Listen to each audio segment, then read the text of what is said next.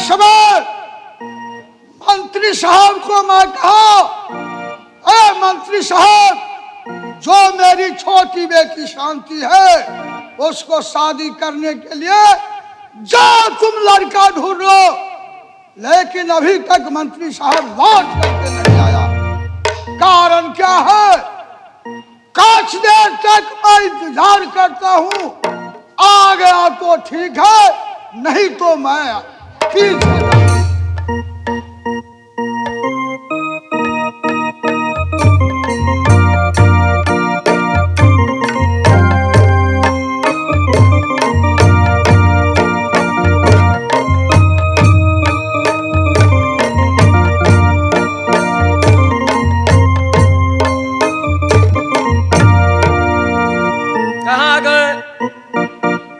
हम अपने महाराज के बंगला के ऊपर आ गए हैं और मालिक को खबर जना देते हैं कि लड़का मिल गया और बउआ शांति के लिए और ब्याह शादी को तैयारी किया जाए।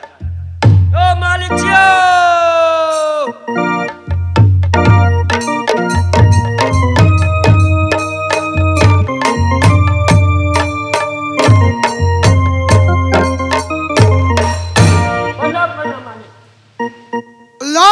मंत्री साहब, ये मस्त रहो। मंत्री साहब, मैंने कहा था मंत्री साहब तुम जाओ शांति छोटी बेटी के लिए लड़का ढूंढ करके ले आओ। जी क्या बताओ, लड़का मिला कि नहीं? लड़का तो नहीं मिलल मालिक। क्या ना कहूँ आदमी कल कैया रावण खंडान गलता भगली मालिक। कालिया लड़का मिल गेल। अच्छा, जे ने घड़ी से घड़ी बराती आवा वाला हवा। अच्छा, कैसे है लड़का? एकदम कैसे समझी है? जे ने यहाँ के 14 कोस राज है। अच्छा, तेनाहिते ओकरो 14 कोस राज है। अच्छा, तेनाहिते यहाँ के मोच किरल किरल है। अच्छा, तेनाहिते यहाँ के समधी के मोच किरल किरल है। ठीक है। जनाइते यहाँ के मलकिनी है, तेनाहिते वहने समधीनी जुआने है। अच्छा, बुझलिए? जेने यहाँ के बउआ शांति है वहने लड़का है। बराती कब आ रहे हैं? बराती जे घड़ी नहीं से घड़ी पहुंचे वाला है। रे हरामजादे, ओए तू कैसे दिन ठेक लिया? कम से कम 1 हफ्ता को दिन होना चाहिए। ये 14 कोस राज में हरपुर में कोई कमी नहीं है, सब भरपूर मिलेंगे। जी जी। लेकिन तुम दही कहाँ से लाओगे? बड़ा हाँ, लेकिन दही के लिए टेंशन कर लगे। आज कल के जमाना में लोग दही के टेंशन कल कैया नहीं होते नहीं मालिक। अच्छा, भैंसिया के गैर में जोरन ढाल देबो।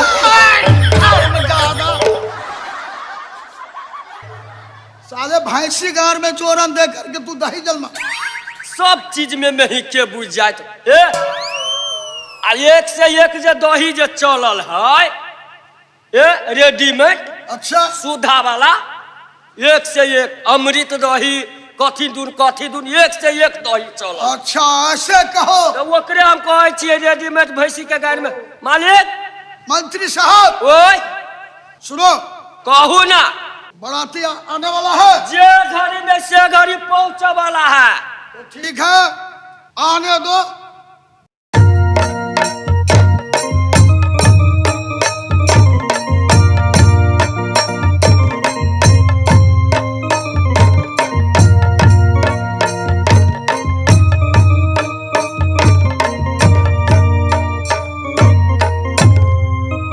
मंत्री साहब, ई बात तो पहले बताओ, इतने दिन से हेमपुर में छी, कहियो कि राजा साहब ऐ सब सखी के बंगला पर नहीं बजबे छला। आई के दिन में यह कौन जरूरी भगेला कि हम सब सखी के बजा रहल है? मंत्री साहब, बात ही है की बात? बउआ शांति के बियाह है, जते बर बाराती है से पहुंच गेल है, सब पंडाल में बैठल है। लड़का द्वार पूजा के लिए पंडाल में बैठल है। तोरा सबके यही के लेल बजलियो कि बउआ शांति के बियाह शादी है, नाच दह, गा दह, बजा दह और गीत गान क मंत्री साज साहब बाज के बाराती के विदा ये बहुत जुल्म के बात है यो। कैला अयो हाँ माने जेठ के बियाह है नहीं हाँ आ छोट के बियाह ई की बात भेलै? राजा के 14 कोस के राज है, ओकरा जे मन होते से करते, तोरा वैसे कौन जरूरी। अच्छा तो माने कि शांति बहिना के माने कि बियाह है ते ए वही समझ सकल क्या वाला हाँ ठीक है बहिना, बड़ खुशी के बात राजा के राज है कि देखबे करे छी सब कोई उलंग चले सब कोई बढ़िया से नाच दे, गा दे, बजा दे आ बजा के छोरी के कहार बास क के घर में बास क के भेज दे। भतीजा कहाँ के नहीं के आदमी है ये ने भाषा बोझे छै तो कथी कहे कि कहार बांस का कन्हा पर चढ़ा के तो वह तो कहलिए कहार बांस क के कन्हा पर भेजा दे, वही बात बदला है। वह ने कहलिए छोरी सब चीज में मैं का चल चल गाना गावे जा जो गाना अच्छा ये तो पहले बतावा हाँ बराती कत्ता से आले या? लक्ष्मीपुर से। ए लड़का ये है हगे बहिना के बड़ शान के हे आगे, जे आगे। शांति बहिना केहने है ठीक है गीत गो एगो दुआ कौने नगरिया से आले बारियतिया सखिए आले बारियतिया है सो आवन लागे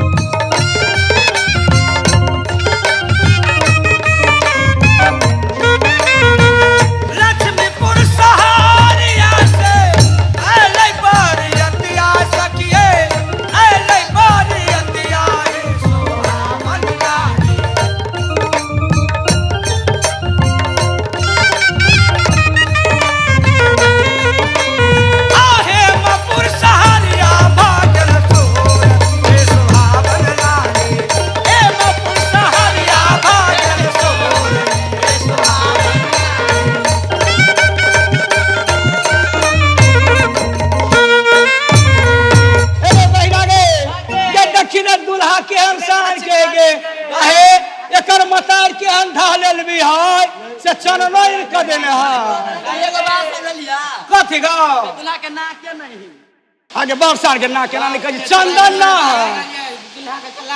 ठीक है तो गाड़ी पर ही आगे माई ये हाना सुंदर दूल्हा आगे चंदन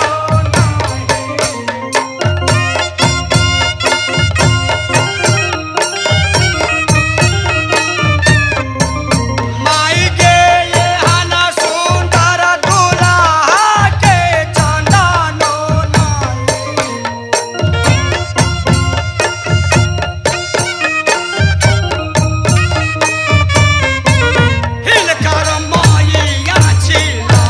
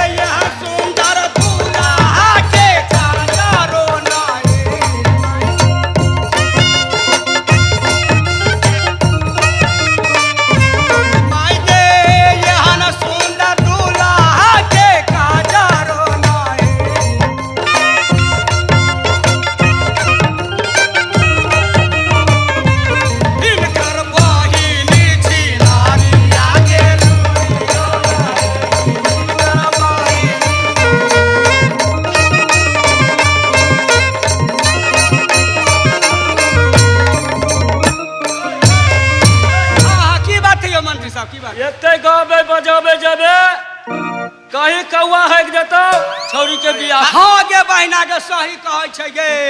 हे हेयो मंत्री साहब हाँ। यो पंडित बाबूजी कहाँ एलियै यौ? पंडित जी नहीं आले? नहीं आले यौ। पंडित जी के हल्ला करे हाँ, छियै। हाँ, करू तऽ हल्ला। ए पंडित जी छियै।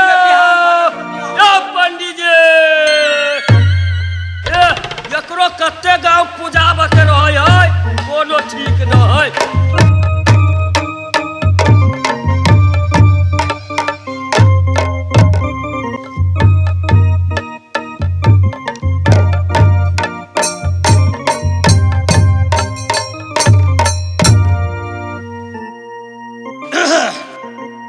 पढ़े में का मजोरियो, पढ़े में का मजोरियो, पढ़े में का मजोर।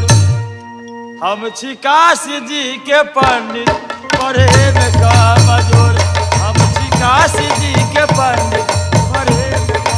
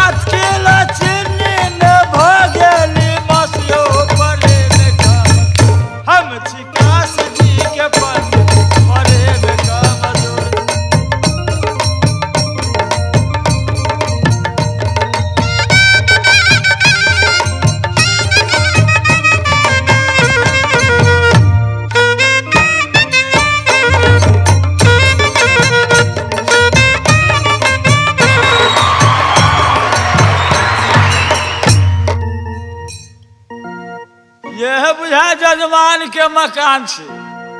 हमरे नाम धाकर जहाँ छे आ हमरा बाबूजी के नाम टोकना पछारंदा झा। यो जजमान छियो। ओ पुरित बड़ा छियो। यो की हाल चाल छे? ए ठीक छे, ठीक छे, ठीक छे। प्रणाम प्रणाम पुरित। अच्छा नीचे रहो, नीचे रहो, नीचे रहो।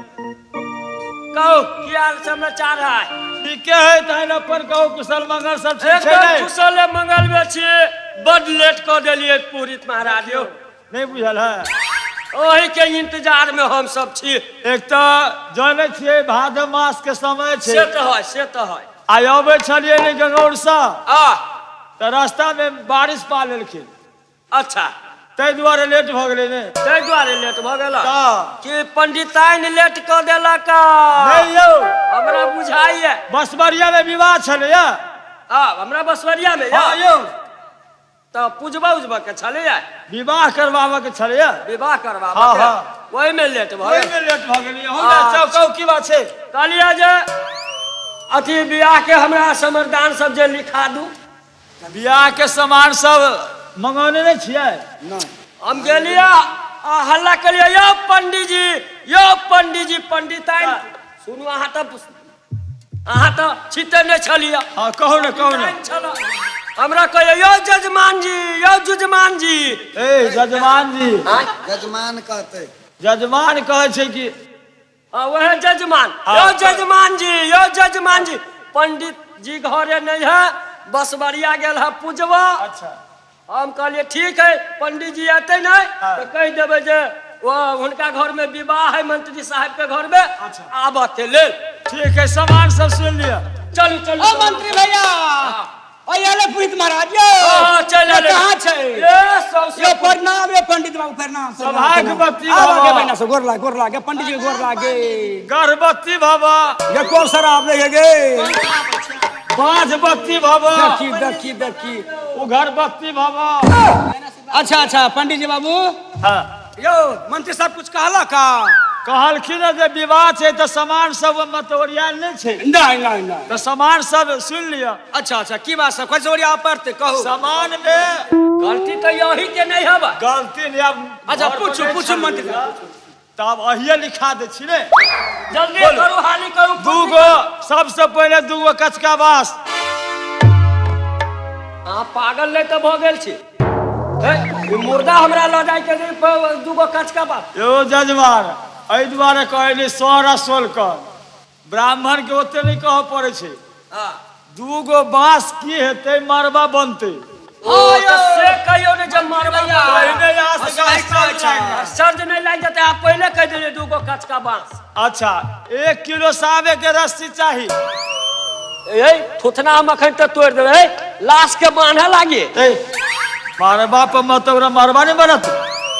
अच्छा हाँ नहीं ठीक है कोची मरबा बनते ये सब तो मरलबे के यहाँ जजमान कौन आत है ये हम सब वेद से विवाह करा बुझली कि नहीं कोहा कंतरी लका मरबा पर मत लामा बुझे अच्छा हां बुझ गेली आ ओइ लामा के ढकने लगे झपते हां बुझ गेली ठीक अगाड़ी बढ़ाओ यो तैन हम कच्चा पंडित जी छियै हम जब हम काशी जी के पंडित छी नहीं के कहै आ नया पर गंगौर गांव में बसल छी हां हमरे नाम कपिलेश्वर सहनी से नहीं बुझ पंडित बाबू जल्दी से हो बिहान बजेतै आहा के 11 मीटर कपड़ा चाहिए उधर का मंत्री साहब पूछो कथी होतै वो हमरा नहीं हमरा घर में कोई मर गेले जो कफन हमरा अथी कहै छी 11 मीटर कफन लगी कहै छी कफन लगी कहै छी आगे अरे ओकरा मरबा सजायल जेते हां सही कहै छी ठीक ये ना कहियो ना कते घुमा फिरा के नहीं कहै छी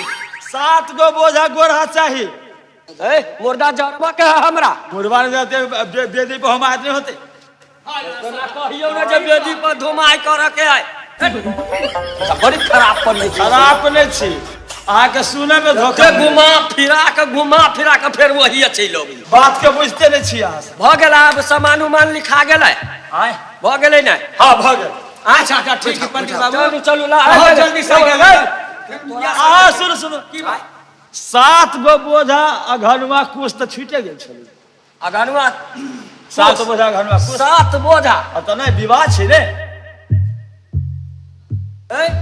वो अगनुआ कुछ धान भी आई है ए महाराज के कोन आदमी छी रे बराती जे होतै तो ओकरा पैसा नहीं देबे मत बैसका पर हां यो हां सही कहै छी बुझ गेले बुझी हां चलो अच्छा की करे पंडित साहब लड़का लड़की मंगवा पड़ता पैसा क्या बाबा ला जल्दी से लेने आ या पंडित जी बाबू के बिहानो बजते कौवा कौ बोल देते तो सिंदूरदानो नहीं होते यो चलो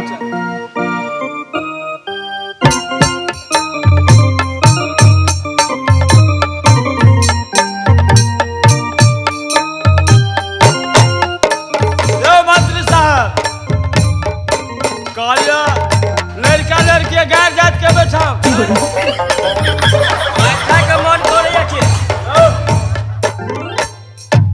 कालिया लड़का लड़की गैर जात के बैठाओ पंडित बाबू वाला कह आइना जब बोले छी आगे विचारो नहीं लगे है ता कि मन मार के बैठा आइए के जब मन मार के लड़का लड़की बैसल रहता हां तो ओकरा कहियो लाज शरम नहीं हेते ठीक वे कहियो न मन मार के वहे कहलिए कि कथी कहलिए कछि गाड़ जात ए महाराज चलो आ तो सब बभना के एको बाजी गाड़ी देलिए अच्छा केना हां जे बहिना के सही करे चाहिए सब छौरी सब के मौगी सब के पत्ता पके भोज काट देबो ठीक चलो तुम ऊपर गाड़ी में कुछ बियाह तो है सारे के लगार पर सबके गाड़ी मुड़ी कटिस क देबो के 3 गो पाता तीनों का चनार रे रहरी के 3 गो पाता तीनों का चनार रे बाबा ना के 3 गो बहिनी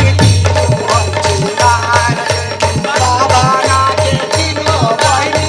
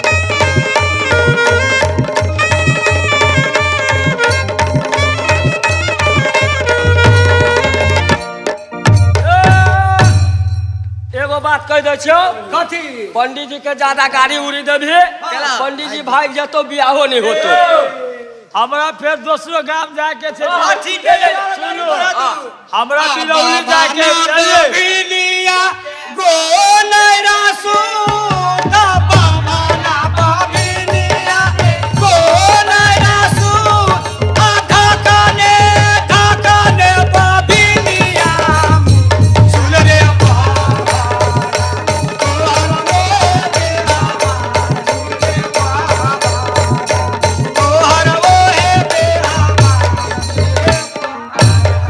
सुन का छे हमरा बिरौलियो जाके बुझलिए हां चली कहला भोला वही कोमल के विवाह करावे के छे अच्छा ते द्वारा जल्दी कर दे फुट अच्छा हो ठीक है पंडित बाबा जल्दी से या लड़का केना बैठे कोन में घूम के केना पूर्वे पश्चिम बैठाओ ना अच्छा लड़का पूरा में घुमा के लड़का आई भर रहता है लड़का पूरा में हां